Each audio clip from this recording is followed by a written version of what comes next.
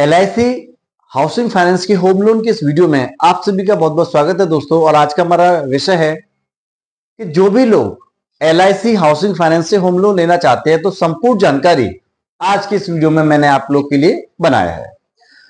तो सबसे पहले हम स्टार्ट करते हैं कि होम लोन होता क्या है और LIC हाउसिंग फाइनेंस में कौन कौन से लोन्स मिलते हैं।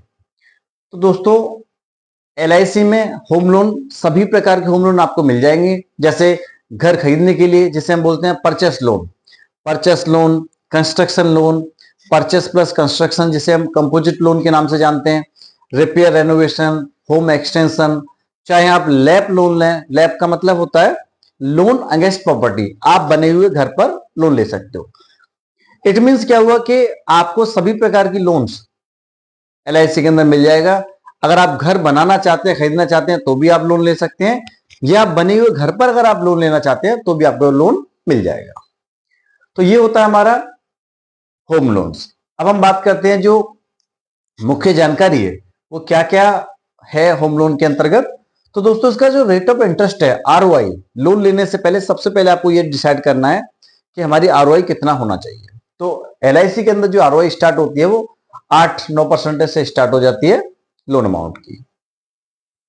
कितना लोन अमाउंट मिलेगा ये बहुत बड़ा मुद्दा है। तो लोन अमाउंट कितना मिलना चाहिए, सबसे पहले जो बेसिक रूल है वो मैं आपको बताना चाहूंगा कि 90% of the property, up to 90%, तो जो भी आपकी प्रॉपर्टी की कॉस्ट है उसका 90% तक फंडिंग मतलब लोन आपको मिल जाती है।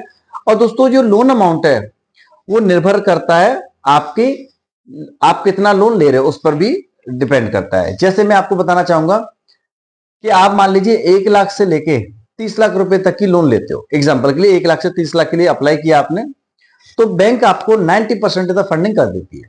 वहीं अगर आप मान लीजिए 30 लाख से एबव 75 लाख तक लोन लेते हो तो आपको 80% फंडिंग हो जाती है, और 75 से ऊपर अगर आप लोन लेते हो तो आपको 75% तक फंडिंग हो जाती है। तो ये हमारा बेसिक क्राइटेरिया रहता है। यहां पर आपको एक चीज बताना चाहूंगा कि आपका जो ब्याज है, रेट ऑफ इंटरेस्ट ROI, वो आपके सिबिल स्कोर के ऊपर डिपेंड करता है। आपका सिबिल स्कोर अच्छा होता है तो ROI आपकी कम हो जाती है, और सिबिल स्कोर खराब होता है तो ROI बढ़ जाती है। तो आई होप ये दोनों पॉइंट आपको क्लियर।